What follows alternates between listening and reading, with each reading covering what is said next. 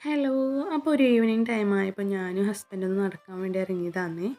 അപ്പോൾ നമ്മൾ സ്റ്റേഷനിൽ നിന്ന് വരുമ്പോൾ തന്നെ രണ്ട് ഭാഗത്തായിട്ട് എൻട്രീസ് ഉണ്ട് കേട്ടോ. അതിലൊരു എൻട്രി വരുന്നത് ഈ മോളിൻ്റെ ഉള്ളിലാണേ. അപ്പോൾ നമ്മൾ ഇതിലൂടെ പുറത്തോട്ട് ഇറങ്ങാൻ വേണ്ടിയിട്ട് നിൽക്കുകയാണ്. അവിടെ അത്യാവശ്യം നല്ല എക്സ്പെൻസീവുള്ള ഐറ്റംസ് മാത്രമേ ഉള്ളൂ അവിടെ.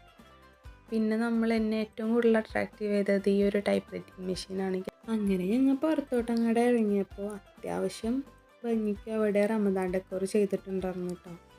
നല്ല ഭംഗിയുണ്ടായിരുന്നു കാണാൻ വേണ്ടി. പിന്നെ ഞാൻ എന്താ തണുത്തിട്ട് ഒട്ടും പറ്റാണ്ടാണ് നിൽക്കുന്നത്. കാരണം എന്ന് വെച്ചാൽ കാറ്റും അത്യാവശ്യം നല്ല തണുപ്പുണ്ടായിരുന്നു. ഞാൻ ഓൾറെഡി ഇട്ടിരിക്കുന്ന ഡ്രസ്സിന് മുകളിൽ ഒരു സ്വെറ്ററൊക്കെ ഇട്ടിട്ടാണ് കേട്ടോ നിൽക്കുന്നത്. പിന്നെ ഞാൻ അവിടെ നിന്നിട്ട് 2 ഫോട്ടോസും വീഡിയോസൊക്കെ എടുത്ത് അങ്ങനെ നിൽക്കുകയാണ്. വേറെ ഭാഗങ്ങളിൽ ഇതുപോലെയൊക്കെ ഉണ്ട് കേട്ടോ. ഞാൻ ഈ സൈഡ് മാത്രമേ എടുത്തിട്ടുണ്ടായിരുന്നുള്ളൂ. പിന്നെ ഈ ടൈമിലാണെങ്കിൽ ഇപ്പോൾ ആൾക്കാർ കുറച്ച് കുറവാണ്.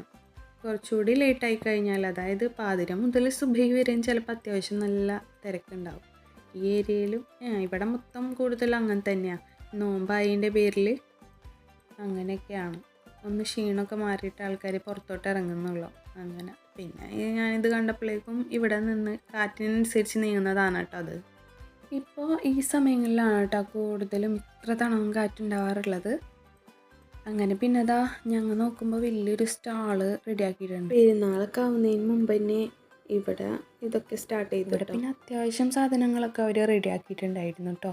കൂടുതലും അറേബ്യൻ സ്റ്റൈലിലായിട്ടുള്ള ഐറ്റംസ് ആയിരുന്നു. ഈ കാണുന്നതൊക്കെ റോൾഡ് ഗോൾഡാണ്. അപ്പോൾ എൻ്റെ ചാനൽ ആദ്യമായിട്ടാണ് കാണുന്നതെന്നുണ്ടെങ്കിൽ സബ്സ്ക്രൈബ് ചെയ്യണേ.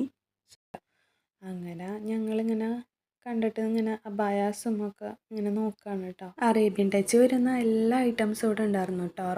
അബായകളാണെങ്കിലും പെർഫ്യൂംസ് ആണെങ്കിലും നല്ല ഭംഗിയുണ്ടായിരുന്നു ആ ബ്രേസ്ലെറ്റൊക്കെ കാണാൻ വേണ്ടിയിട്ട്.